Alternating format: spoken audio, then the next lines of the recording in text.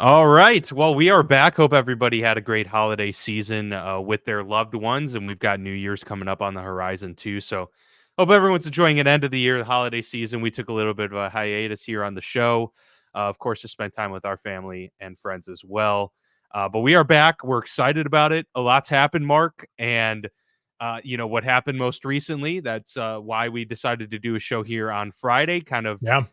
launch ourselves into the Week 17 preview with a lot of implications, of course, this week. But we did just see the Cleveland Browns clinch themselves a playoff berth. And I wanted to toss it to this real quick. Touchdown passes this season. Joe Flacco, 13.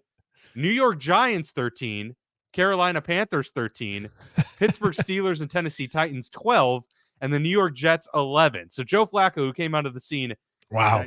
mid-season after mid-season, really, He's has four thrown and more one. touchdown passes than 5 franchises in the NFL so far. And wow, much deserved there for the 38-year-old as he puts himself in great position here to not only get his team a playoff berth, but they're competing, Mark, for not only the AFC North potentially here. They are still alive for the 1 seed in the AFC. How about that for the Cleveland Browns? I will say the Cleveland Browns story is like a weird microcosm for the whole season. It was. If you were to go back in to us in August, or late September, early August, late July, early August, October. Oh, we okay. would have Gotcha. we would have been talking on the show about the preview, like, oh my God, this season's going to be incredible. Look at all the quarterbacks. I mean, it is. We've never had better quarterback play in the league in our lives, and how many times we talk about the AFC being like, 2 or 3 of these guys aren't going to make the playoffs. You know what I mean? You have so many guys, Lawrence and Herbert and Allen and Burrow and Rodgers and Russell Wilson. And here we are. It's December 29th. We're in week 17, and we're talking about Joe Flacco and the Cleveland Browns being maybe the second best team in the AFC this morning.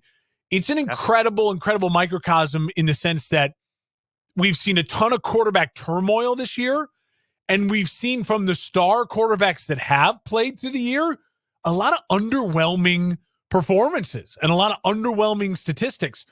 We're used to, especially with the added game, 17-game season, we feel used to last year. You're seeing guys, multiple dudes throwing 30-plus touchdown passes, putting up big numbers. We have multiple guys making a case for the MVP. This year, it just feels like it all felt like the kind of the housing market collapse of 2008 or something. You know what I mean? It just feels like that quarterback bubble burst. And what's left standing in the AFC is now, can Josh Allen make the playoffs? And will Patrick Mahomes have anyone to catch the ball in the playoffs? And Joe Flacco might be leading and playing the best quarterback play in the NFL right now. It's a fun story, and I will say we'll talk more about it here in a second. But I think, to me, the biggest thing to take away from it all is that if you were like us and like a staunch anti-Deshaun Watson, staunch anti-Cleveland Browns for what they did, which I think is most casual football fans in general, how are you not rooting for Cleveland to go deep? I mean, at this point in time, the most fun we can have and the most chaos will be Cleveland in the AFC Championship game. And God forbid they win it and the Browns end up in a Super Bowl with Joe Flacco. That is ultimate chaos for the offseason. And what they do with Deshaun Watson, that contract, it would be hilarious. It would be one of those things that would be so juicy for us as sports and football fans, like just to talk about. It would be an endless amount of radio and podcasting chatter. Just like, and the hot takes to be flowing is for what Cleveland should do. So if you're rooting for chaos, root for Cleveland at this point in time. It reminds me of the Michael Caine line with some men just want to watch the world burn. That is the NFL in 2023. We have got so many implications coming up this weekend. A lot of great games to look forward to as it's do or die time for many, many teams throughout the league. We preview all of Week 17 coming up next.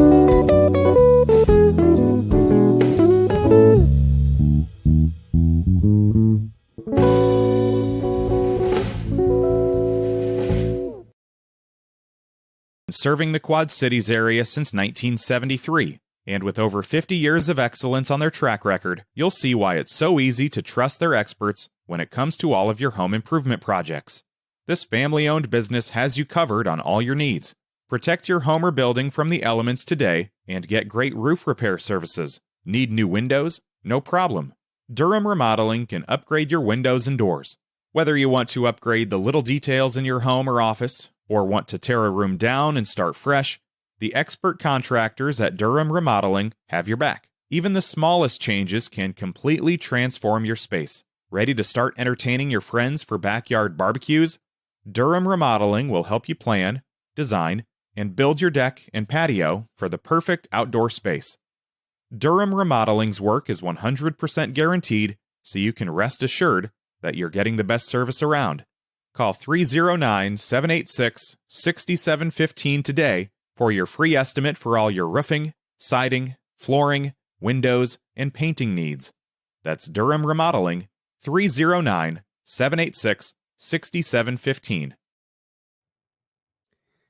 So looking at the Week 17 quarterback slate, including yesterday's game, this is what we have to look forward to. Jaren Hall, Mason Rudolph, Joe Flacco, Trevor Siemian, Bailey Zappi, Taylor Heineke, Gardner Minshew, Aiden O'Connell, Tyrod Taylor, Jacoby Brissett, Jarrett Stidham, Easton Stick, and Jake Browning. So we talk about the quarterback lineups. I just wanted to add real quick, because you mentioned it right before we went into the show open here, is it's almost worse for the Josh Allens, the Patrick Mahomes of the world, if you are in the state you're in, if you miss the playoffs, or if you in Patrick Mahomes' case, getting ready to play his first road playoff game. Like, this is kind of embarrassing when the league gave you all of the opportunities that you'll probably ever get in your NFL career, starting with Aaron Rodgers going down in the AFC and then all of the subsequent injuries that we've had this year. It just makes it that much more amazing what the Browns, for instance, are doing with how many injuries they've had this year. To me, Kevin Stefanski's coach of the year almost pretty much locked in. I mean, the fact that they had this playoff berth, but yeah, it's wild, the quarterback terrain out there. And it's even more wild that the Chiefs are in the state they're in, that the Bills are still fighting for a playoff spot. It's crazy year. It really is, and I think when you look back on the Thursday night football game, and by the way, Jacoby Brissett has like a hamstring twinge just I saw, so he may not even play against the Niners. They might have to go back to Sam Howell. What I will say, and I know we'll talk about Russell Wilson and the benching here coming on up shortly, but like when you look at this year, when we look back at this year as a whole, one that's going to be the storyline for the teams, for the players like a Josh Allen, for the Mahomes, the guys who made it through the season healthy, for Jalen Hurts, Dak Prescott, and Lamar Jackson now is a huge name in this too. Yeah, they're taking advantage of it. If you don't win it this year, you may have missed your window, right? I was joking. I'm good buddies with a diehard Ravens fan. And he is just on cloud nine after that Niners win and everything. And I've already just started to joke with him, like, dude, it's an asterisk year. Like, you're going to win. This is an asterisk year. This is like a LeBron James bubble championship. It's an asterisk. You know what I mean? Did you really win? I was like, if you don't beat Mahomes and Allen in the playoffs, and then you go on to the Super Bowl and you beat the Lions, the Detroit Lions in the Super Bowl, does that really count as a Super Bowl win? Like asterisks, you know what I mean? But that's kind of what this year is leading up for. And if you're a Kansas City Chiefs fan, you got to be really kicking yourself because you're like, wait a minute, all of these breaks went our way. If we would have just invested a little bit more in the wide receiver room, we could be running away with this thing. And if you are any of those other teams, the Lamars, the Bills, the Jacksonville Jaguars right now have got to be really frustrated as a fan base, because this should have been the year you could try to take advantage of all these openings, and it doesn't look like it's going to happen. And maybe, except the Cleveland Browns are doing it, Joe Flacco's doing it. I don't know if if the clock will strike midnight on Joe Flacco anytime soon and he'll turn into a pumpkin. I don't know. I don't know if Cinderella, the glass slipper, is going to fall off his shoe. But right now, they are the hottest team in football, besides the Baltimore Ravens. And they beat the Ravens earlier in the year. I mean, they can beat this Ravens team because they're in division. They know each other well. They won that game last night, Dan. You got to remember, they don't have Chubb. They don't have they didn't have Amari Cooper last night. They're missing key offensive linemen and defensive players. Jack Conklin, their tackle, Jedrick Wills, Juwan Jones, like they lost all of their tackles. So I don't know if that's crazy. a good or a bad thing as far as the longevity of Cleveland. I'll just say it's really impressive what Cleveland's doing. It's a fun story right now. And for the Browns, who a lot like the Lions for so many years, we all kind of had a soft spot in our heart for them because they're just the lovable losers like Cleveland and Detroit. You know, you throw in some other teams like there, Washington, you kind of heartbreaks them because their owner was so bad for the last 20 years. Chicago can never get it going multiple years in a row. There's some of those, kind of downtrodden franchises that you're like, oh, come on, I'll root for you a little bit. I have a soft spot in my heart. Well, the Browns completely ruined that 2 years ago when they did what they did with Deshaun Watson, and they became public enemy number one. And how quickly they've just become back to like, oh no, this is an awesome, fun story. And we'll see how it all ends and what it concludes with. Unlike Denver right now, that is an ugly story, which again, a lot of people are turning on Denver and kind of rightfully so. And it's weird to see players actually come out in support of Russ because so many guys have just for so long crapped on Russ. Now you're seeing guys come out and support him with his benching. So it's a topsy-turvy NFL right now, heading into a giant weekend with some really big matchups. Yeah, so we'll for those watching on YouTube, we'll share the screen here and kind of walk through the playoff seeding as it stands right now. So in the AFC, 4 available playoff spots remain. So we have the Ravens, Dolphins, and Browns that have all clinched a playoff spot. There are 3 spots up for grabs in the NFC. The 49ers, Eagles, Lions, and Cowboys all have clinched a playoff berth. Of course, nobody has clinched a specific seed as of right now, so that is still all in flux. The 1 seeds are up for grabs, and obviously some matchups this week will be big in determining how those chips fall as we go on. In the hunt here, as we go down, Chiefs, Jags, Bills, and Colts are all kind of hovering there in the seeding in the AFC. The Buccaneers, Rams, and Seahawks currently in good positioning as well. But all of these other teams here still very much in play. Even your Chicago Bears have somehow an outside chance of getting to the postseason. They do. But you see these a 1% chance. 1% chance. You'll take it for sure. So that's kind of where we stand right now. Heading into week 17, a lot of this will change after this week, which is why these games are so incredibly important. Coming up here, in the next few days, we're going to have a lot to talk about next week, and of course, the week after going into the postseason. Dan, I think as we get into it, we'll talk so much about the importance of some of these matchups. A lot of, to me, what I'm focusing in on is that 2 seed in the NFC. I think that's going to become a really hotly contested race. I feel like we're like on the political board, like Steve Warnacki or whatever it is on NBC. I'm in my khakis. You know what I mean? I'm touching the big board. That's, it's a too close to call in Ohio right now. That 2 seed in the NFC is going to be a fascinating race. The Lions still can win the 1 seed. I think they might actually have a real chance to get it.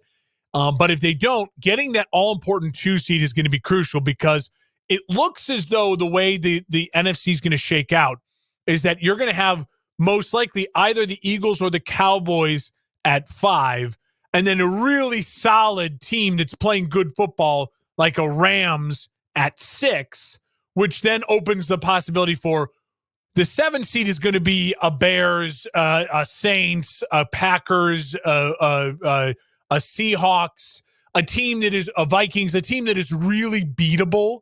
And so can you lock up that 2 seed to secure the home game? And also, even though you don't get the bye, you get the most winnable first round matchup. That is going to be the one to really keep an eye out for, in my opinion.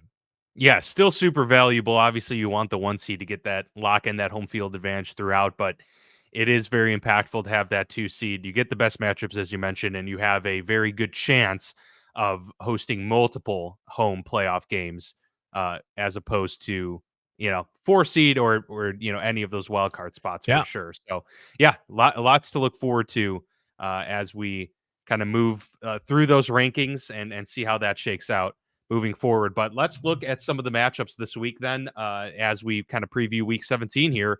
We mentioned the Browns beating the New York Jets 37-20, so they get the victory there on Thursday night. We have one Saturday game that belongs to the Lions at the Cowboys. Huge game. This is a very important one. Obviously, we saw the seeding there.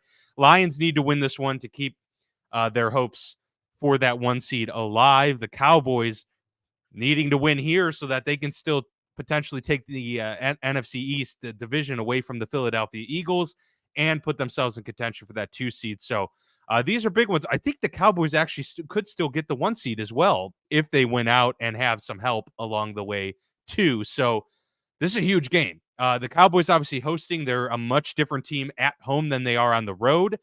But the Lions, they're scrappy, Mark, and they've obviously had somewhat of a resurgence here lately. They had a little bit of a down portion of the season, but they've gotten a little bit more healthy now. Amon-Ra St. Brown is doing what he does. Jameson Williams has become more involved in the offense as of late, and they've been winning without Sam Laporta having huge numbers and performances. Yeah. So I feel like that's got to be encouraging for Detroit. Meanwhile, the Cowboys, who have stumbled here, are probably going to be extra motivated coming home after 2 straight losses, trying to right their wrongs from 2 road games. And now they get their final home game of the season. So obviously a lot of emotion here for Dallas and Detroit alike. But I feel like Dallas probably has a little bit more emotional, investment in this game. But to your point, I mean, the Lions haven't been in this position for decades.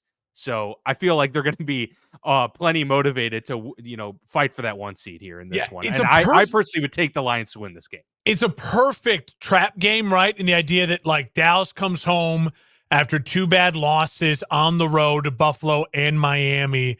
They're licking their wounds. They're fighting, scrapping, clawing still for the division. And the Lions were popping champagne and smoking cigars last week.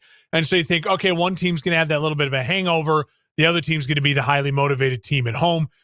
Listen, the Detroit defense has played better as of late. It's still not anything special or to write home about.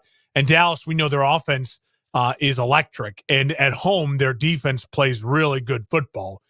But I'm with you. I'm on Detroit this game. I actually think you're going to see a Detroit team that comes out extremely motivated. I think Dan Campbell's the type of guy, and this team, the way it's built, is not the type of team that is going to just rest on, oh, we won the division, that's great. I really think this Lions team is going to come out and they match up, in my opinion, just really well against Dallas. What Dallas does well, the Detroit Lions could take advantage of. Like it's strength on strength, and I trust Detroit's strength. Their offensive line can hold up against the pressure that Dallas will try to bring. And then, listen, Dallas likes to play man coverage, and Detroit's got a ton of man beaters in Amon-Ra St. Brown and Laporta and Williams. That they got speed, they have weapons, and Jared Goff is extremely accurate, especially in the play action game. Listen, I think Dallas is going to come out desperate. I think this is going to be an over game. I think it's going to be a kind of last team that has the ball type score, 30-27, a high scoring. This is Monday Night Football on Saturday, primetime. Jimmy Johnson being entered into the Cowboys Ring of Honor. So I think there's a lot of, you're absolutely right, a lot of emotion for Dallas, a kind of a must win, it feels like, for Dallas. But remember, 4 weeks ago, what did I keep saying about Dallas? They're going to lose, 4 straight. Now they beat Philly, but then what did I was right. And they lost to Miami and they lost to Buffalo. Part of this streak of losing was losing to Detroit. I'm not going to waver off of that. I predicted it to go this way. I'm going to stick with it. I like Detroit in this game, and I like it to be a sneaky type of game where Jared Goff has the type of game where you start maybe after the game looking around going, wait a minute. If the Lions get the 1 seed, Jared Goff's numbers are pretty damn good. Why is Jared Goff not maybe in talks for a possible MVP sneak in ballot, especially if the Dolphins find a way to beat the Ravens and Lamar stumbles a bit. Maybe you go to that next one in line. I think players aren't dumb. The Lions, if they win out and the Eagles win out, the Lions will be ahead of them for the 1 seed. The Lions don't need the Eagles to lose. Right now, the only reason the Lions are behind the Eagles because of strength of victories. Like, that's the only tiebreaker. But because the Lions play the Cowboys, and then they play another team that's close to 500, where the Eagles are stuck on the stretch of Giants, I think Commanders, Giants, or something really, below 500 teams, that will flip. And so the Lions will win out if they'll get the 1 seed, if they win out and the Eagles win out, knowing that the Niners just have to slip up again. And the Niners have a very losable game next week, week 18, versus the Rams. So I think the Lions know that, and I think they're going to stay motivated and hungry. I like the Lions in this game. Yeah, Dallas favored by 6 in this game. I would take that all day from the Lions' perspective. +6 for sure. Even just take the money. Take the number. Take the number. Yeah. Take that spread if you can get it for sure. Speaking of trap game, the Bills play host to the New England Patriots. Would there be any more motivated coach to play spoiler than Bill Belichick after the year he's had? He's already matched his worst loss total of a season with 11 losses. If he loses this game, it'll be the worst in his career. The guy doesn't need much motivation to compete. He's a competitor, of course. He's the best coach in history. But that being said, the Buffalo Bills have so much to play for here. Their backs are against the wall, and they're riding a 3-game winning streak. So it's like, are they going to mess up and take this win streak for granted and say, wow, the Patriots are terrible? Are they going to do what the Steelers did earlier this year, where it's like, oh, we can't lose to this team? And no, the New England Patriots can still find a way to be feisty and somehow win. Obviously, the Bills have way more talent here. I would pick them to win, but it's dangerous. It's a dangerous situation. The Bills play at home, but New England's used to that climate. This could shape up to be a situation where Bill Belichick gets one final dig at the Bills before potentially his way out of New England. So what are your thoughts on this matchup, where obviously the Bills are the only team playing for anything meaningful in terms of the 2023 season? I wouldn't call this the trap game. I'd call this the look ahead game, right? Like, their eyes are on Miami next week. Now, they survived the trap game, which you had last week with the Chargers, because the Chargers gave them everything they could handle. I think they were up 13-0, interim head coach, everyone. It was just that rah-rah effort, right? And the Bills found a way to win that game. That gives me confidence that they will find a way to win this game, right? Like, last week was the one where it's like, I was really nervous about Buffalo because the interim, traveling across the country, you're expected to win. The Chargers just got blown out, like embarrassed.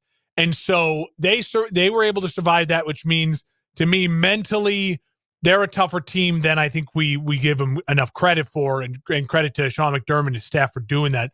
Also, I think Buffalo absolutely knows that winning out is the key for them. Like, I think they're in playoff mode at this point in time, and they don't need to be motivated to beat Bill Belichick and the Patriots. The line is 13. I would maybe take the Patriots plus 13. I think it could end up being closer than you think. The other reason I don't believe in New England to win this game is they won a really ugly game against Denver last week, right? And Bailey Zappi played about as good as Bailey Zappi could play. I don't know if we're going to get back-to-back Bailey Zappi playing good games. You know what I mean? Like, it's going to take that to win. And I think that the fact that Buffalo has found their run game and they're at home, the number, if you're looking for the value, I think the value is in the Patriots plus 13. But I still think Buffalo's going to win this game. Yeah, I'm seeing Buffalo by 14 here on the ESPN app. I would take it even more than plus 14. I mean, that's a huge spread. Those hardly ever pay out. So that's and I think for sure, us as fans, and again, I speak a little bit of like what I want to happen. You try to truly analyze it, but you can't help but what you want to happen. I want Buffalo to win and for the Ravens to win, and so we get the showdown week 18, Buffalo, Miami, winner takes the division. How do you not want that? Like, that's what I'll tell you how. If you're a Pittsburgh Steelers fan, you do not want that to happen. But I can understand from the NFL perspective, you want epic games in week 18, that would certainly be one, for sure. Let's move forward to the Atlanta Falcons, who are playing against your Chicago Bears. The Bears Bear down. playing for that 1% playoff chance, but obviously the Falcons playing for a way to stay afloat in the NFC South, which is so tight right now. And we have another NFC South matchup coming up, which will be very impactful to that division. But the Falcons need to win to go to 8-8 and have a prayer at taking this division. Yeah. If they lose, I don't know what the scenario is, but I feel like that would be close to elimination for Atlanta, if not elimination. I think it would be. I think they're like the Bears where they need a ton of help. The Bears, they need the Rams to lose out, the Seahawks to lose out, which are possible, but the Rams are on the road against the Giants. I mean, they need a lot of help. I don't think, for me, I'm not looking Bears playoffs right now. It's fun to joke about. But for me, what I'm looking for in this game is, hey, Atlanta is the team that everyone always says that they should trade for Justin Fields, right? They're the team that everyone says they should trade for Justin Fields. So Justin Fields grew up in Georgia. He was a Georgia recruit before he transferred to Ohio State, where he led them to a national title game. And, handed Trevor Lawrence one of his only 2 losses in college football. And I will say, I think this is a put money on Justin Fields on over everything. Atlanta's defense is really shaky. The Bears are at home, so he's got a lot working for him, right? That defense is going to be in the cold, out of the dome, in Chicago. He's got that kind of Atlanta connection. Everyone back home is going to maybe come up for this game or watch this game. He grew up as a Falcons fan. There's a lot of just that like good vibes for Justin Fields to have one of those surprise games where he shows, every 3 or 4 weeks when he's healthy, he has that spring game, right? 100 yards rushing, 220 yards passing, 2 touchdowns, a rushing touchdown, no interceptions, and he looks like the second coming of Michael Vick. And that's at times what Justin Fields can do. The problem has always been consistently him doing it.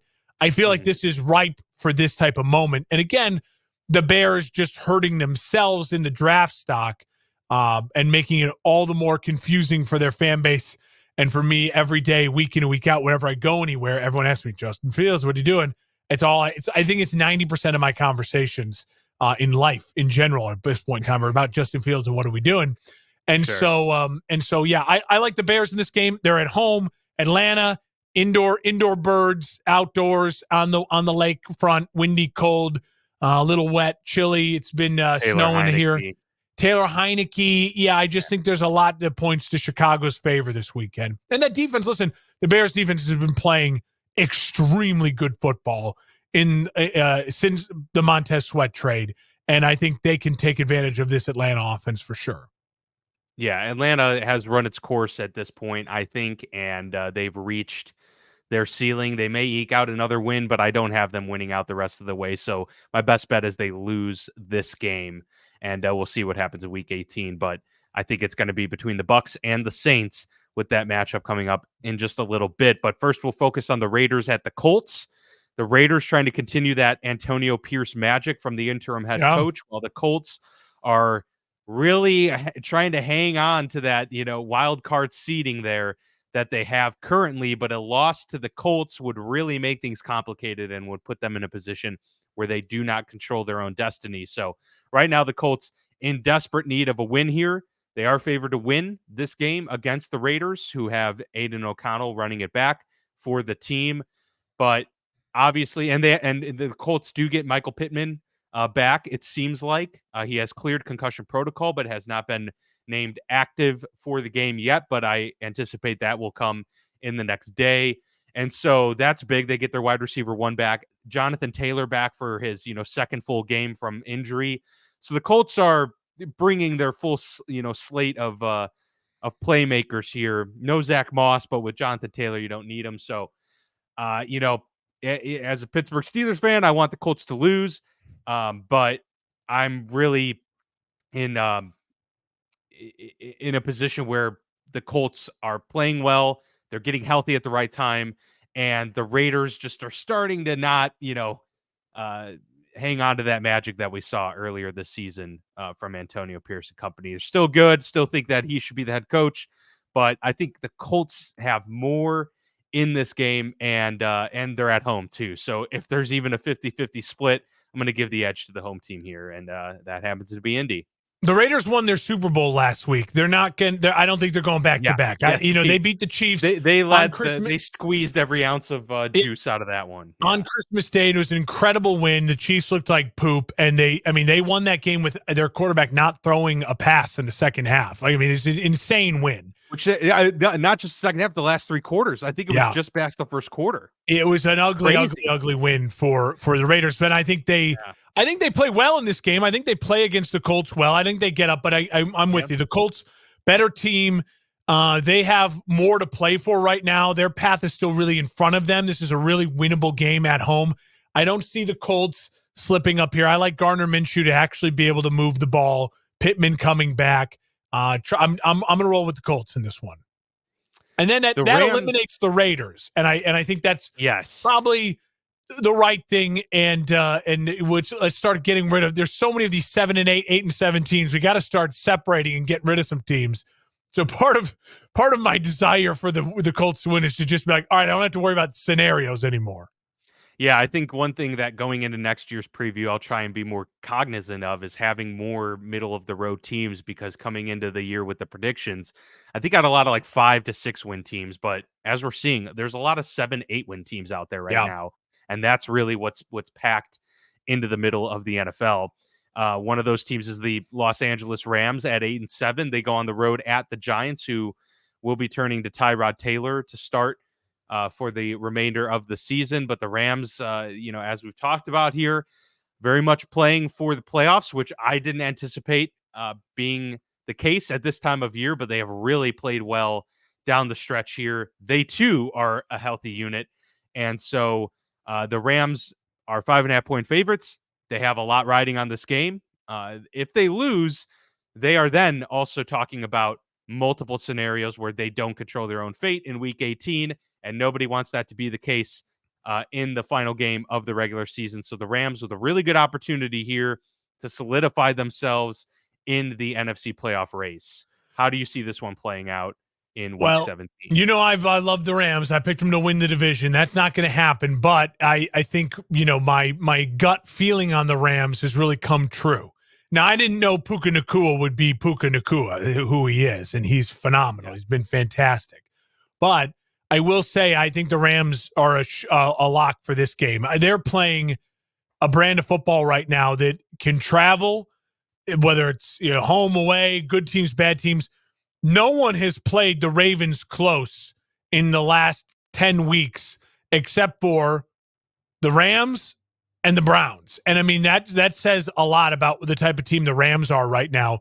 They lost on the road in Baltimore on a punt return in overtime. I mean, that's how close that game was. And so I think the Rams are a team that, again, sees their future in front of them, sees the opportunity they have to be able to win out and get themselves a date with a possible Bucs team or a possible Cowboys or Eagles team that they could match up pretty well against in the first round of the playoffs. And I think it's Matt Stafford playing great football, those wide receivers against that back end of that Giants defense. I'm going to trust the Rams. But part of it is I like Tyrod Taylor. I think Tyrod is a really, really solid spot starting quarterback in the NFL. But there's a lot of back and forth and lack of continuity. And the Tommy DeVito thing was kind of fun.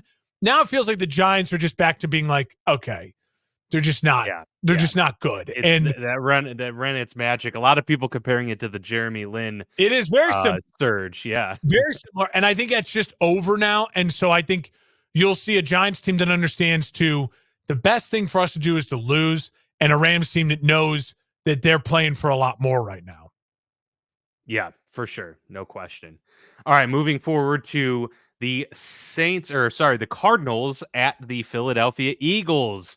Cardinals, obviously nothing to play for here. Actually, they have something to lose for here. Yeah, exactly. But the Philadelphia Eagles, obviously, with that 1 seed still in sight, and they're sitting there at 11-4. 12-4 would really put them in a good position here to potentially get that 1 seed, but also further help them get that grasp on the NFC East title that the Dallas Cowboys still have in play. So the Eagles, obviously, with a lot to play for here, at home against, a Cardinals team that's obviously better with Kyler Murray, but they're still not, a formidable bunch. Eagles got back in the win column last week against the Giants that snapped a 3-game losing streak. So you'd like to think that they are back in gear. Cardinals this week, Giants again in week 18. This should end the season on a 3-game winning streak for the Philadelphia Eagles if they are a team to be taken seriously. So with that being said, I do think that they refine their groove, put themselves in a good position to launch into the playoffs behind a lot of momentum. So I actually have them winning pretty handily here against the Cardinals and doing so against the Giants in week 18 as well. Maybe not getting the 1 seed. I will, the 49ers have themselves a pretty, decent shot at that too. But I have the Philadelphia Eagles getting one step closer this week. Yeah, the saying is a win's a win, right? Like you just need to win the game. It's kind of how I feel about Buffalo this week.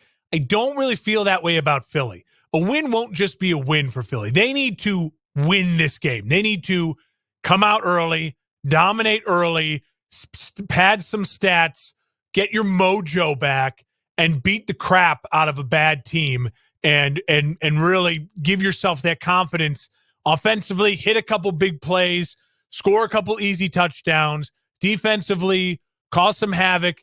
Let some guys tee off, pat some stats, and get out of Dodge.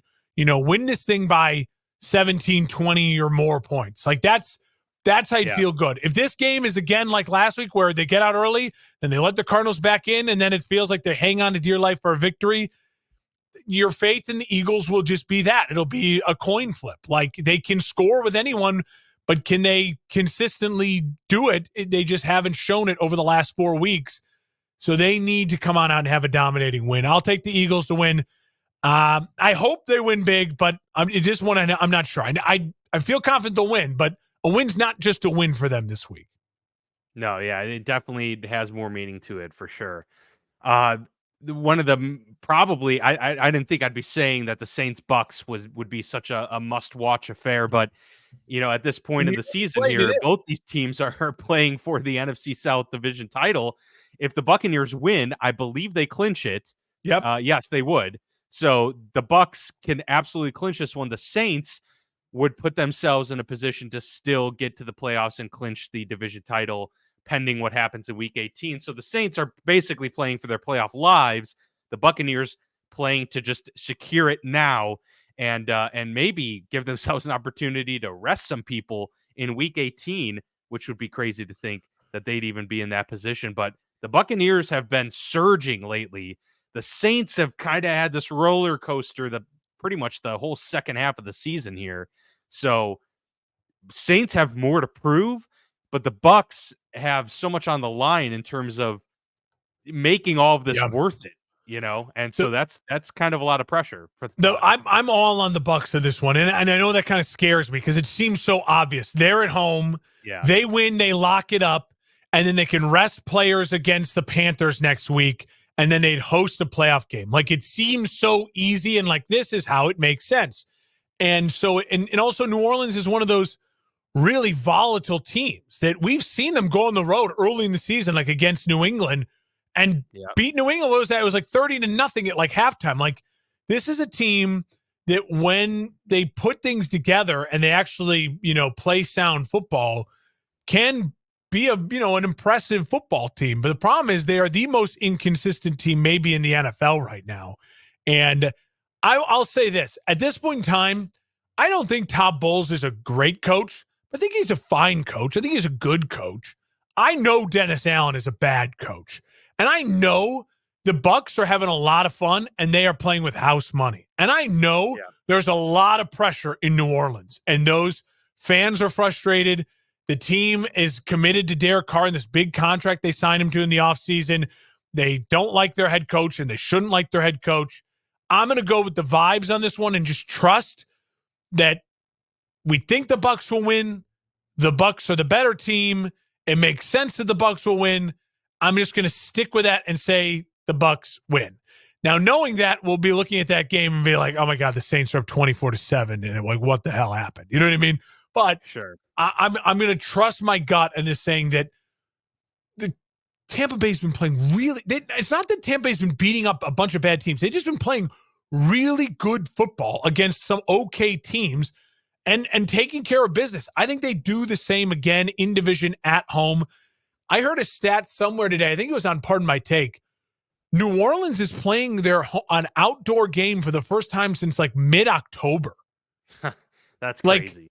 I know it's in Tampa. It's not like it'd be bad weather or something, but I just like, I'm going to stick with Tampa, roll with Tampa. And then I think Tampa will and smartly should rest guys next week, which makes me very nervous because that means the Panthers might get their third win of the year. And then I don't know how that works for tiebreakers, all that stuff. So there's a lot on the line for me. That's for sure. But the Bears will still have a very juicy pick to sell. But yes, the number one pick obviously holds much more weight. The 49ers go on the road to the Commanders. If Jacoby Brissett doesn't get the start, then it's back to Sam Howell, who has had a really rough go the last month or so. I feel like this is a win either way for the 49ers. Jacoby Brissett, little rusty, not super good. And yeah, he may not turn the ball over as much as Sam Howell has. But if you're the 49ers, you're not really scared of any of this. And on top of it, Brock Purdy's coming off of a 4-interception game.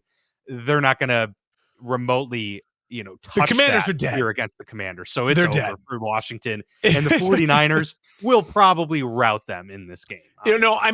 This is the worst spot to be in the world if you're the Washington Commanders. But actually, this is what they want because about 5 weeks ago, you go to 4-12. I mean, about 5 weeks ago, they made the not so public decision to basically go into tank mode. They traded Sweat, they traded Chase Young, and they've lost ever since. And I think this is a perfect way for them to just be an absolute punching bag for the Niners, who are going to be angry, who are going to be frustrated. And the Niners know they can still get the 1 seed if they go 1-1 down the stretch here. But that's like, they can't go 0-2 and win the 1 seed. So they got to win. This one's the gimme. The Rams game will be a tough one. I like the Niners big in this game for sure. I think Purdy bounces back. I'll say this, we didn't obviously get to recap the games from last week. I'll just say this about that game on Monday Night Football. I don't think that the 49ers are now a bad team. And they didn't play necessarily a really bad game. What my feeling from that game was, and correct me if you think I'm wrong, Dan, was that the Ravens just are a fantastic matchup against the Niners. Because what the Niners do really well with Brock Purdy is really quickly distribute the ball to their playmakers in space, and then they let Debo, they let Ayuk, they let McCaffrey, and they let Kittle get the yak. The Ravens are the best gang tackling team in the NFL. That's like a real stat. And they are, when you watch the game, you can see it.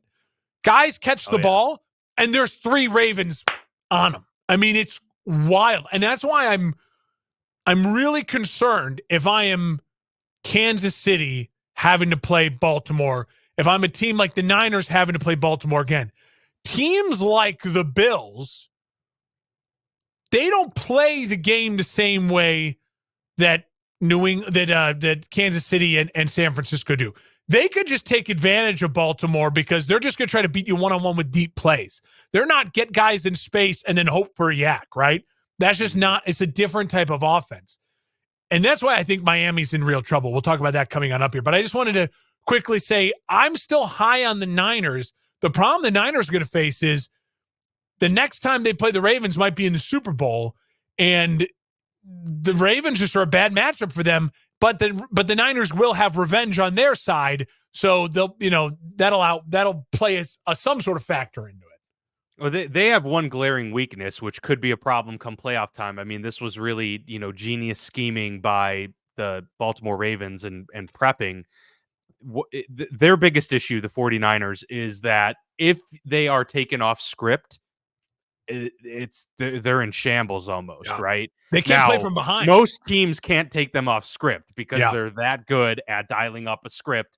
And they have too many playmakers to where they'll find the open guy quick anyways. Totally. But if you are able to neutralize their weapons early, they don't have the capability to improvise and create outside of structure. And so that is the way to beat the San Francisco 49ers. First and foremost, you have to stop the run, which is the Ravens' ability to kind of take McCaffrey out of it. Really puts everything on the shoulders of Brock Purdy, and if the rest kind of takes care of itself with the scheming, then you're good to go. So yes, that the one glaring weakness, if they can get their rhythm in a game, then it's pretty much over for the opposing team. The Panthers go on the road to the Jacksonville Jaguars, and what I thought maybe 3 weeks ago even would have been a gimme game. The Jacksonville Jaguars have really stumbled the last 2 months of the season, honestly.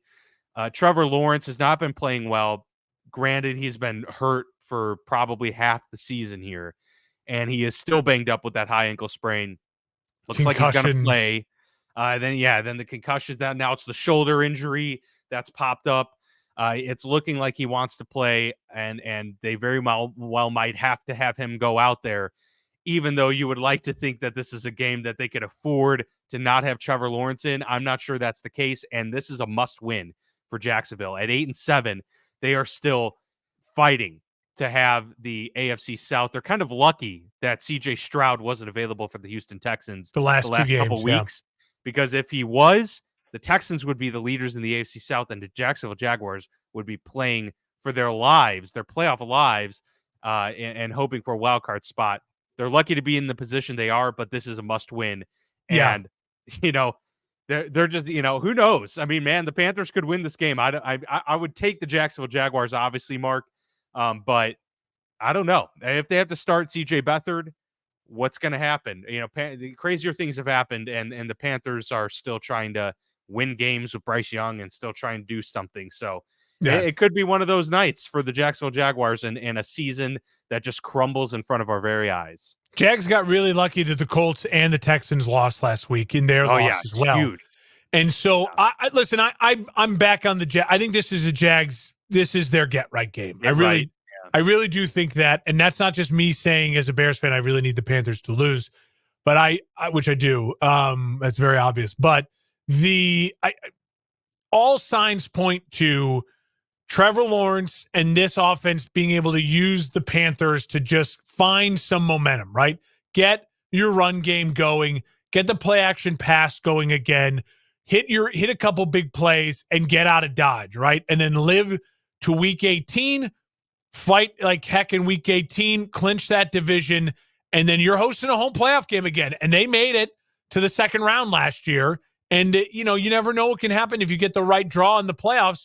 You never know how all that shapes out. So I think Jacksonville's setting themselves up for a very similar type season to what they had last year. I think the problem is it was kind of unexpected last year with Jacksonville to pop that quickly and to be as fun as they were. This year has just been a slog. It has been hard. Even when they were winning at 8-3. It didn't look right. They weren't dominating teams. You know what I mean? Yeah. They've been a lot like Philly this year, where the record was good, but it didn't seem 100% right. And now the record's not good. And now they're lost 4 straight. It's just getting ugly for Jacksonville. Must win. I think they take care of business. We've got 5 games to get to remaining here in Week 17. But first, we'll pause for a quick word from the For Frequency's Sake Podcast Network. The NBA season is in full swing, and of course, the NFL season is just ramping up to the playoffs. So we've got you covered with plenty of shows covering all of your needs, from fantasy to betting to just commentary, like us here on the Football Lounge. So take a listen. We hope you enjoy.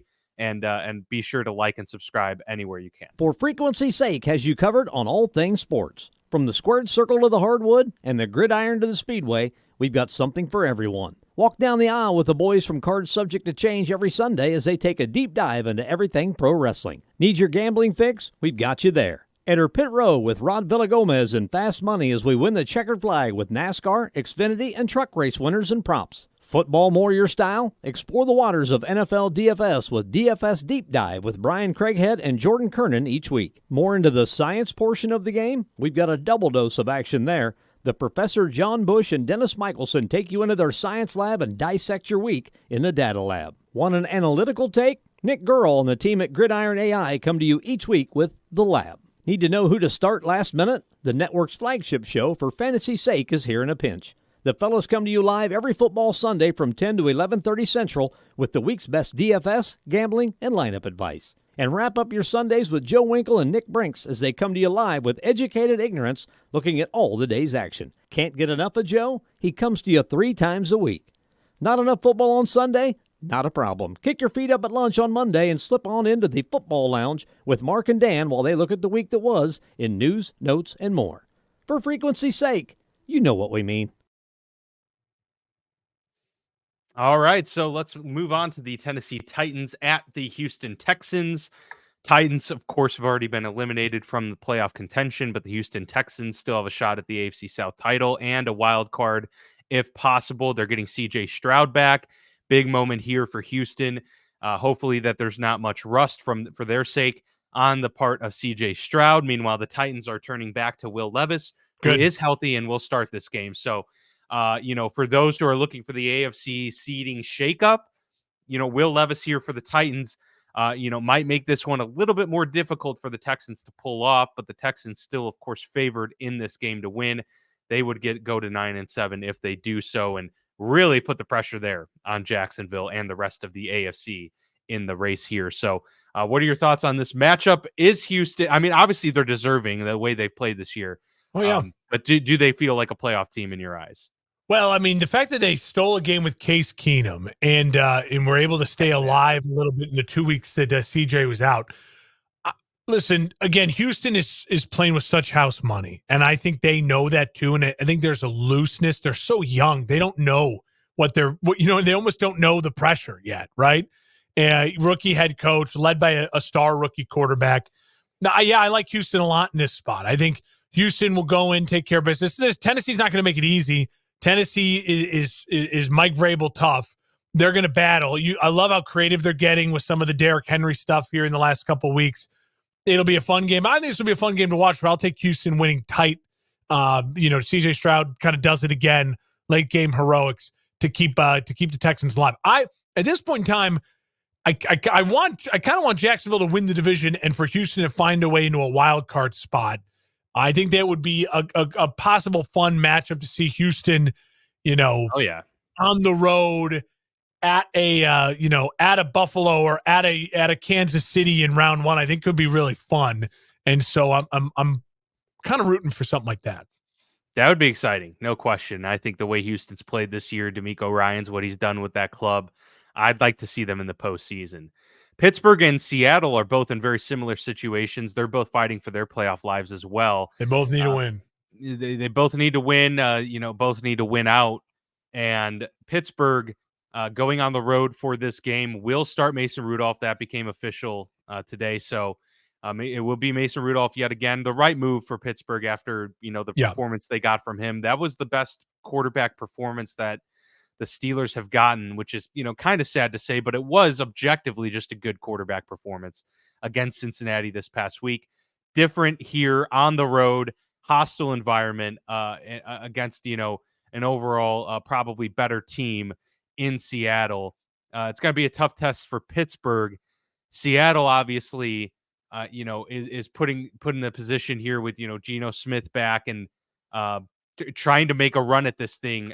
Great win last week. Yeah, it was big. It was a big win for them. So, obviously an emotional one for Drew Lock and company too. So, there's just a lot of things, working on both sides of this equation. This is probably one of those games where it's fairly even. It somewhat feels like the Saints Buccaneers matchup, although I think we both agree the Bucs are probably going to win that game. This one's hard for me to tell. Maybe I'm, creeping a little bias into here, but I do think the Steelers win. It's just kind of that Mike Tomlin thing where, he just ends up getting the team to rally no matter what the cause and what the situation. I just feel like Pittsburgh always puts themselves into this very dramatic week 18 do or die moment, and they play the Ravens week 18, it very well could be, winning in type of situation. And so just for history, and I do think Pittsburgh matches up at least decently well. I mean, Seattle's defense is pretty bad. So I'll give the edge to Steelers here, but I don't feel confident in that. I think it could go either way.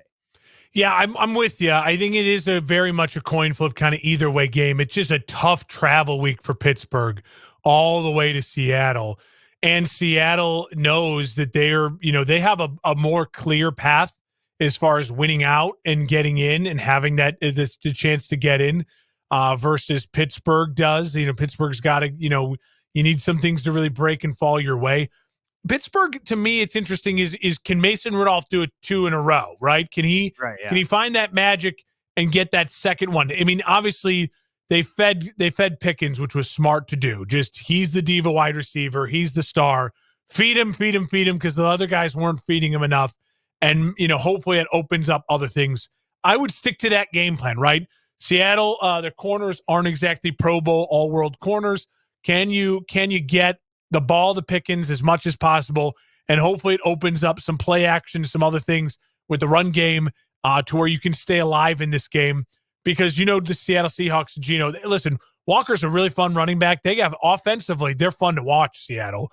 So can Pittsburgh's defense hold up?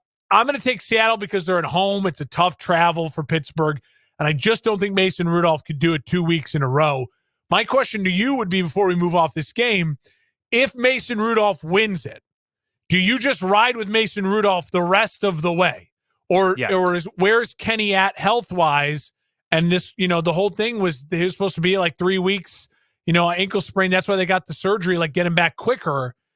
You know what I mean? Yeah, if it's ugly, I mean, the optimistic view was this week, but most were saying, okay, even after surgery, week 18 would be the quickest. I think he's probably healthy. I mean, they haven't ruled him officially active or healthy for this game yet. But even if he was, I think knowing how Mike Tomlin has operated in the past, and just if you're Pittsburgh, I just don't see how you could do it, in the situation that they find themselves in.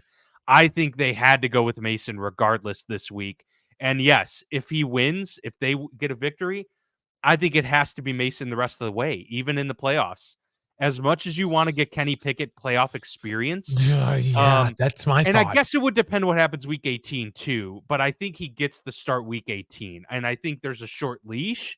I think, if he gets the start week 18 and first quarter plays terribly, then you throw Kenny Pickett in there. But I think it's really hard for Pittsburgh to put Kenny Pickett back in a must-win game. And if he struggles, to then bench him again and put Mason Rudolph back in the game. I think that's a really volatile situation. Yeah, you're right. In there with the quarterback. You're right. I think you're much better off saying Mason has earned the right. He played the team played the best with him in there. He's at least staying in the pocket and going through progressions, which we hadn't seen from either of the quarterbacks. So I think he has a short leash. I think if he does struggle for a half, they'll put Kenny in there next week or this week, and then maybe ride it out the rest of the way. But no, if he wins, if he plays well, I think it's keep riding it. And Tomlin is a guy that's we're not going to change it for the sake of changing it. If it's working, we're not going to do it just because it feels right to play the rookie quarterback. I just feel like you've just learned your answer though, because on Kenny Pickett and what his future should be. The thing is, it's so weird to think you have a chance in the really big moments for your franchise, and you have a guy who you're still undecided with if he could be your Mason Rudolph's not your franchise quarterback, but you want Kenny Pickett to be, right? You've invested in him. You want him to grow, and he would have this chance week 18 to beat a division rival if he's healthy enough to go, or in the playoffs, healthy enough to go and prove that he belongs, and to win a big game for your team. You'd like to see him get that chance. And I guess you could always argue, hey, he was struggling because he just, his ankle, even though he's medically cleared, the rust, and he just wasn't ready. And you could protect him maybe in that way from the media, right? If it got ugly and you benched him for Mason. But maybe the smart thing to do is you put Mason in there, and as soon as he shows any sort of wavering, if the leash is, if he wins this week and he struggles early against Baltimore, then you go to Kenny and you can just say, all right, Kenny, try to go win it for us and be a hero. Yeah, and I think, it would crush Kenny's confidence if he started and then got benched again, right? So that's one thing you don't want to do with your young quarterback. But two, if the ultimate goal is to win, and you went with Mason Rudolph the final 2 weeks of the season, and you get to the playoffs and you're going to a playoff game, if the goal is to win, how in the world can you justify to your locker room that we won 3 games down the stretch to get ourselves into the playoffs with a to guy play our best with Mason, and we're going to go back to Kenny? I know if the goal is to win, you're really struggling or playing with fire in terms of the locker room and what's the true message that we're sending to the guys. Do you actually believe Kenny gives you the best chance after the injury? Isn't that also a killer to Kenny's confidence? You're talking about killing Kenny's confidence. You pull him. I just think, but you can always tell Kenny, look, man, you were injured. It sucks, but Mason stepped in. We were winning games. We had to ride the momentum. That's an easier sell to Kenny than, hey, we brought you back in, and oh nope, you're back to the bench because you. I just think at this point you may have inadvertently learned your answer. The guy, though, yeah, he might not be the guy. And in next year, if Mason Rudolph, I'm not saying he's the franchise guy either, but next year you go into it and it's a legit competition, and you say maybe we do have to go through a year with Mason Rudolph as a starting quarterback. Kenny gets benched as the backup, and that either does wonders. He comes in week 3 next year and goes on this surge, and now he's the starting quarterback of the future. Or if he doesn't, Mason plays fine the rest of the year. You're back to where you're finding your franchise quarterback again. But I just think you have to go with the hot hand. Or you just trade, 3 future first-round picks and Minkah Fitzpatrick to the Bears for the number 1 pick. Yeah, well, we'll see. We'll see about that. I don't know if the Pittsburgh would go that deep for it, but I wouldn't necessarily be upset at all. The Chargers go on the road to the Broncos. The Broncos have something to play for here, but clearly they're kind of signaling that it's done. They're playing for can we pay Jarrett Stidham no money and he can start for us? Yeah. Obviously, the big news coming out of the week is Sean Payton and the Denver Broncos announcing that they are benching Russell Wilson, the guy that they paid a boatload of money to, a boatload of picks to trade for. They are benching him the final 2 weeks of the season because they would owe him if he were to get injured in March of 2024. That would toll his contract guarantees in 2025 if he were injured. So they are protecting their pocketbook, and they're trying to save themselves an out here. Yeah, it's about $40 million they're trying to save, right? I think it was like 39 million. 37, I believe. And I think no matter what, if Denver moves on from Russ, correct me if I'm wrong, like it's going to be like the next 2 years. They're going to owe a ton of money. Yeah, the next 2 years are ugly. Now they can, in a trade, get someone to. The hope for Denver is you can trade him, right? And you can get that team to take on some of his contract, right? And there are a lot of teams that are going to need a quarterback. So I think there's a possibility you could. The problem is now Denver's also showed their cards, is that a lot of teams can look at Denver and go, why should we give you anything for him? You're just going to cut his ass in a couple weeks anyways.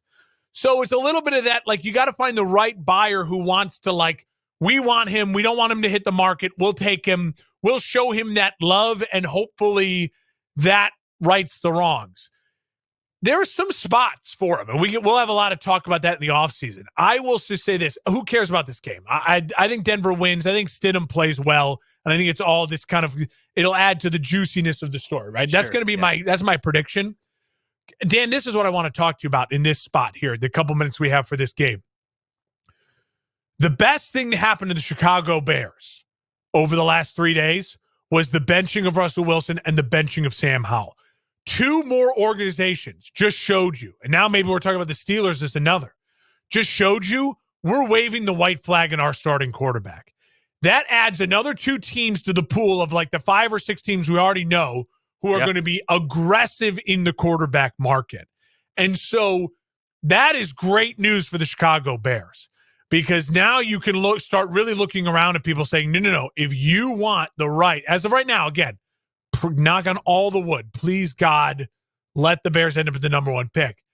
But if this is the way it goes, you can start really making phone calls and driving the price and get what you want, because the other teams now know they're not only competing against one other team, they're competing against 5, 6, 7 other teams for that right to draft the guy they want at that, before anyone else gets a chance to get their hands on him. And that's great news for the Bears as an organization. For, they got a haul for the last number 1 pick. They can get more for this number 1 pick, mainly because of supply and demand, and because this number 1 pick with the presumptive in Caleb Williams is a better prospect than Bryce Young was. Yeah, no, very true. And I've seen a lot of rumors floating out there of Chicago Bears fan pages trying to will a Justin Herbert to the Bears trade. I got bad news. There's no reason for this LA Chargers to move off of Justin Herbert here, unless there was just this massive haul and complete reset that they're looking for. But that just doesn't make sense. Can I just say, it makes a tiny bit of sense, a tiny bit, in the sense that they're in LA, they are desperate for fans. You have the kid who's a star already in LA. Yeah, that part who would love to play in LA, right? You have weapons on offense, okay? And the Bears would probably agree, too. The Chargers are not rich, right? The Spanos they're not the richest. They're going to try to buy themselves a new head coach. You could argue with the new head coach, listen, we're not even going to make you make Justin Herbert a start. We'll go get Caleb Williams for you. Then you guys can just be on this timeline together, right? And you could build the organization how you want. So I agree, the likelihood of it happening is low, but I don't think it's a total zero, makes no sense. The number 1 for Justin Herbert straight up, I think, is a really interesting, fun swap. Now, if they really want to get out of cap hell, as a Bears fan, I would happily do number 1 and a 4th rounder for Justin Herbert and give me Khalil Mack back for just a really fun, just a fun reunion. That would right? certainly be fun. Yeah, I think that. So, fans would can I just say this again before we get off this topic really quickly, and then we'll move on. And we got a lot to get to here. Still go. This is the best mock draft I've seen to someone, a guy who's does a lot of mock drafts and all that in the the fake fantasy world. This is, to me, now my official dream scenario. In this mock draft, the Bears trade the number 1 overall pick to Washington for the 3rd pick and a first rounder next year, along with a couple other things, right? The Bears would then have the ability to maybe take Marvin Harrison at 3, right? If the Cardinals go a different route, or then they would also have the ability to trade number 3. If you trade Washington number 1 and you get Washington's next first round pick and some more picks, and you go to 3, and then Arizona takes Marvin Harrison at 2, you then can say, who wants Drake May? Get ahead of New England, get ahead of all these other teams. You could trade back again for another. You could have 3 first rounders next year based off of this number 1 pick. So, and then that's what I would argue with Chicago Bears fans saying, well, yeah, but you need to blah, blah, blah. It's like, no. But then if Justin Fields doesn't take the final leap with all this help in year 4, after you commit all these other resources, you get all these picks, you then have 3 first round picks to go get your guy next year. You could get whoever you wanted. You could get whoever you wanted next year. And there's a ton of good quarterbacks coming out next year in the draft too. So it's to me, that's, as a Bears fan, I just want it on the record. That's the thing I'm now looking for. Make Washington just a win-win in general. Make Washington go to number 1. And then you can control the draft again for the 2 quarterback spots. Let Marvin Harrison go to Arizona. That's my new haul scenario. All right, let's move on to the final 2 games. The Bengals on the road at Kansas City. The Chiefs need a win, obviously, to get the sour taste out of their mouth from the Las Vegas Raiders loss, but also just to keep pace here in the seeding and try and put themselves in a at least good position to host a playoff game past the first round. But they are in that position they find themselves in right now at 9-6. The Bengals, meanwhile, absolutely, it's a must-win for them with Jake Browning and company at the helm. Tough matchup here, but I take the Chiefs to rebound. They're 6.5-point favorites. I just trust Patrick Mahomes and company to get it right. The Bengals defense is terrible. A lot of opportunities here for Kansas City to get to their 10th win and probably end up finishing the season at 11 wins and a little bit more comfortable, a little bit more momentum as Patrick Mahomes gets ready to play his first road playoff game in his career, which is crazy. It's a gigantic must-win for Kansas City, and I think for Kansas City, they're coming into it at the right time because we saw Jake Browning turn into a pumpkin last week, right? It was like, ooh, yeah, that's the Jake Browning we've been waiting for. That was ugly. Those are not good interceptions. Those are not like the Brock Purdy tip interceptions. That's some bad football there. So if Kansas City ends up this game being closer, they don't win, well then, I mean, all bets are off with Kansas City. Right now, let's get through this week. Then we can judge. We'll judge Kansas City more properly. They had an ugly loss at home and against a division rival, and so they need to bounce back this week. Yes, for sure, absolutely. I mean, they need it for a morale booster. They need that locker room to get engaged and ready for the deep ball. It's just, you need just exactly. throw one bomb where it's just a 50 yards traveled in the air. A guy beats a guy over the top. I don't remember the last time I've seen Kansas City do that, honestly. I know. That's crazy. That's crazy to think about. It's just the corner routes from like Justin Watson that we've seen every now and then, or Noah Gray. That's the 25 yards down the field. Yeah, we need to bring back the 45-yard, 50-yard bombs for sure for Kansas City to feel a little better about themselves and the ability to score at a whim. And then run Pacheco. Just like lean on Pacheco and just run a more traditional offense. Like, you got really cute. It got ugly. You lost. Like, go back to some hat-on-hat football. Run some play action. Take a deep shot. Run the football and put up big numbers and get out of there. Perhaps you're excited for the Monday night game, but I'm not necessarily. You mean Sunday night? Actually, the Sunday night game. Excuse me. No Monday because of the college football playoff. Right. Yeah. So the Packers at the Vikings. I know that there are playoff implications here. Obviously, I'm excited trying to fight for a wild card spot, but I just can't get amped up for a Packers Vikings matchup with Nick Mullins and Jaron Hall. Jaron Hall. Sorry, Jaron Hall. I meant Jaron Hall. My goodness. BYU. I think he's the BYU kid or like Nevada or something like that. Yeah, is he Utah? He was the kid. You might be right. He was the one. Remember, a couple weeks ago, I said, like, why not go back to him? Like right. Yeah, he's BYU, by the way. Yeah, and he's a rookie, and he's really mobile. I really liked him coming out of the draft. That is a little bit more interesting now. I forgot already because that does make it a little more interesting. Would like to see the Packers kind of fold in this situation. Absolutely, right? I would. So, yeah, there's a little bit there. I still think it's weird that it's the Sunday night matchup. I would have rather had Bengals Chiefs in there, or one of those other Dolphins Ravens would have been a great primetime game here. But nonetheless, we get Packers Vikings. I still take the Packers to win this one. I think they're the better team overall, and so I'll take them in this situation. But I guess it should be a close game. I don't think anyone's running away with this one. Listen, I don't know how you trust the Packers at all right now. I mean, they are in the Jair Alexander story. Yeah. I mean, that whole thing that was a coin toss. So bizarre. I guess I never heard Jair Alexander. Yeah, I guess I just could never have pictured hearing Jair Alexander speak until that video of him with the sunglasses talking about it. I'm like, did they trade the wrong guy? Like, this dude, he just screamed complete diva, not Green Bay at all. Just totally not weird.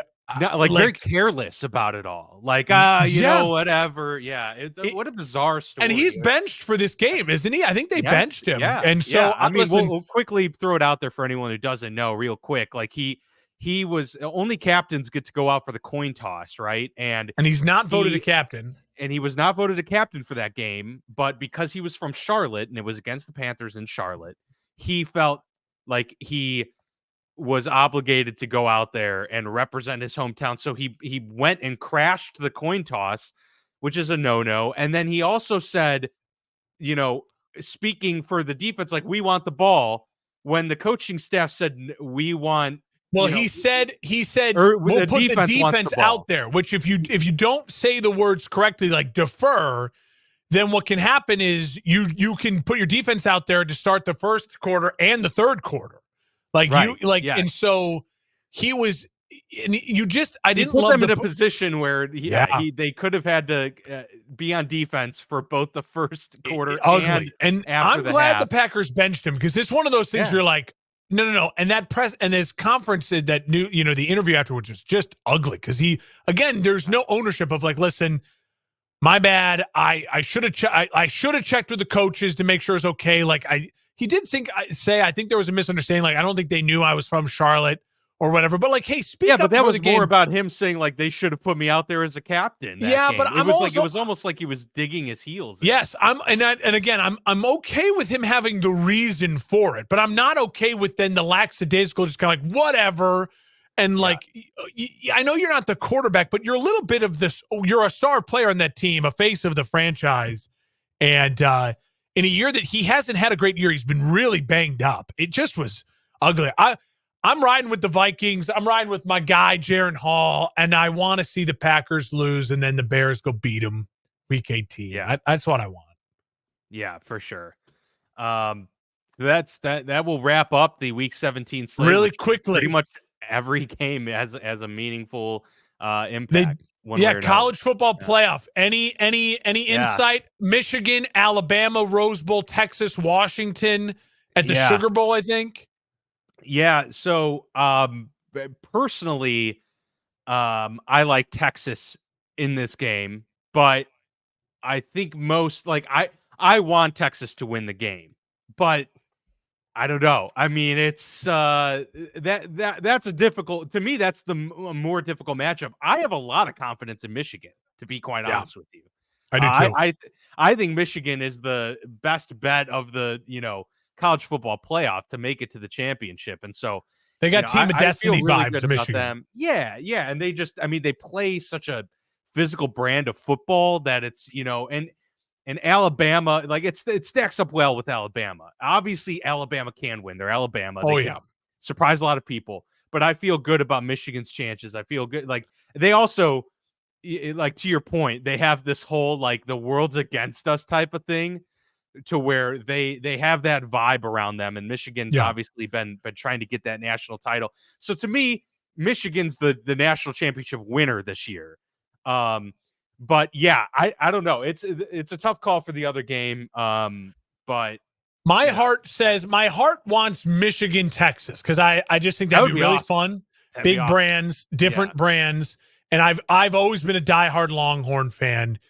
You know that my mom went to Texas. Yeah. And so I've always growing up in Illinois, you don't really unless your parents went to Illinois or went to Northwestern, you don't support Illinois football because it's such a pro sports state because of the Chicagoland and Chicago sports. There's not much community around Illinois. Yeah. There's not a Notre Dame fans, but I was never one of those. So I'm always a Texas guy for my whole life. So I'm all in on Texas, and then I'm pro the Big Ten, which means if it is Michigan versus Washington, Big Ten champs. I mean, because Washington, even though they're in the Pac-12, they're Big Ten next year. So then you just get to say Big Ten dominates. Or if it's Texas, Alabama, then it's an all SEC final because, again, Texas is joining the SEC next year. So either way, one of the conferences is going to have a really fun chance to, dominate the discussion, right? And definitely. The matchup I don't want to see is Alabama-Washington, because I just think that's going to be one of those where it's not a great storyline. It's not great storylines, and Alabama will be Alabama-Texas would be a lot of fun because you have the history of that, the storylines that started Saban's dynasty. Maybe this is the end of Saban's dynasty. Injuring Colt McCoy, that last great Texas team, and then obviously Michigan, Texas, two giant brands. Harbaugh, Texas is Texas finally back. But then Washington, I'll still watch out Washington, Alabama. It'll be fun for Washington because they'll be the undefeated team. Michael Penix Jr., the epitome of the transfer portal. You can make those storylines, but yeah, I'm my heart and my eyes are hoping for Michigan, Texas. Well, that should be a very fun one, and we'll be back at it on Monday to discuss, the week that was Week 17 in the NFL, but also, to see what happens. Are we going Monday or are we going Tuesday? Well, Monday, actually, I'm we off could work. go Tuesday, Monday. Yeah. We'll go Tuesday. Actually, let's do that. Let's enjoy the Tuesday. holiday, the day off work, and then we'll get to talk about those games a little bit at the beginning portion as well. That makes more sense. So let's go that route. So that will be something for you all, hopefully, to look forward to, our loyal listeners and viewers here of the Football Lounge. We appreciate you tuning in. Again, we hope everyone has had and has a great holiday season. Enjoy the weekend. That should be very fruitful for all fan bases across the league, but especially those that are just fans of the NFL like we are. Another really exciting week ahead, and we'll be back next week to recap it all.